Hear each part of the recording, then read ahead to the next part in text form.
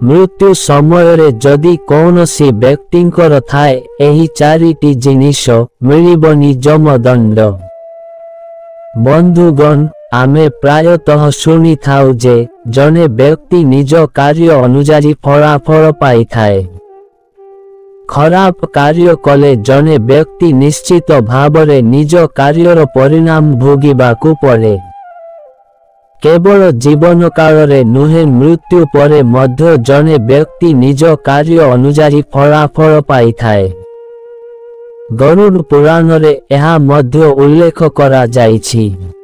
गरुड़ पुराण हेउछि सनातन हिंदू धर्मर एपरि एक पुस्तक जेउथिरे जीवन, मृत्यु एवं स्वर्ग नरक विषय रे कुहा जाइछि।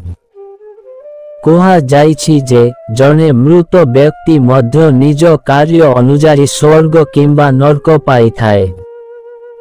सेथिपाई मृत परिवार सदस्यंको पाई घरे 13 दिन गरुड़ पुराण पाठ करिबार एक नियम अछि, जहा फलरे मृत व्यक्तिंको आत्मा परित्राण पाई पारिबो। गरुड़ पुराण रे कुहा जाइछि जे मृत्यु परे आत्मा सहित कौन हेबो, एहा व्यक्तिर कर्म उपरे निर्भर करे। किंतु जदि किछि जिनिष मृत व्यक्तिंको निकटरे रखा जाए तेबे जमराज तांको पाप क्षमा करंती एवं तांको दंड दियंती नाही। सेही जिनिष गुड़िक कौन जानंतु, तेबे आउ काल विलंब नकरी चालंतु सेही विषय रे जानिबा। भिडियोटी को मूलरु शेष पर्यंत देखंतु। प्रथम जिनिष हेउछि गंगा जल। शास्त्र रे गंगा जल मोक्ष देवा पाई गुरुत्वपूर्ण विवेचना करा जाइछि। जदि जने व्यक्तिंको मरिबा पूर्वरु गंगा जल को पाटी रे रखा जाए तेबे एहा शरीर को शुद्ध करिथाए। एही कारणरु जने व्यक्तिंको मृत्यु परे जमलोकरे दंडर सम्मुखीन हेबाकू पड़िबो नाही। द्वितीय जिनिष तुलसी।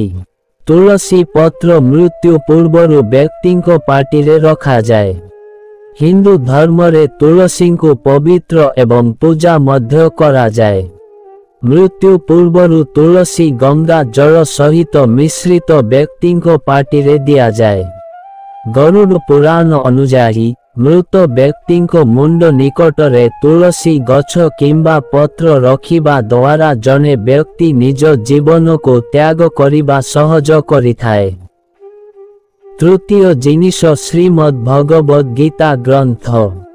जदि कौनसी व्यक्तिंकर मृत्यु होइछि किंबा जदि एहा अनुभव करा जाए जे व्यक्ति जनक निज जीवन त्याग करिबाकू जाउछंती तेबे श्रीमद् भगवद गीता किंबा अन्य कौनसी धार्मिक ग्रंथ तांको सामनारे रखाजिबा उचित किंबा एहाकू पढ़िबा उचित।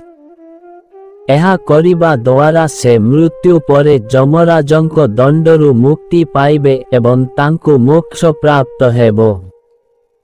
चतुर्थ जिनिषटी हेउछि ईश्वरंको नाम नेबा। जदि जीवन छाड़िबा पूर्वरु प्रभुंको नाम निया जाए तेबे व्यक्तिंको मृत्यु परे जमराजंको दंडर सामना करिबाको पड़िबो नाही एवं से ईश्वरंको पादरे स्थान पाइबे। बंधुगण, भिडियोटी भल लागिले भिडियो को गोटिए लाइक एवं आमर सत्य गाइडर यूट्यूब चैनल को सब्सक्राइब करिबाको भूलिबेनी। धन्यवाद। जय श्री कृष्ण।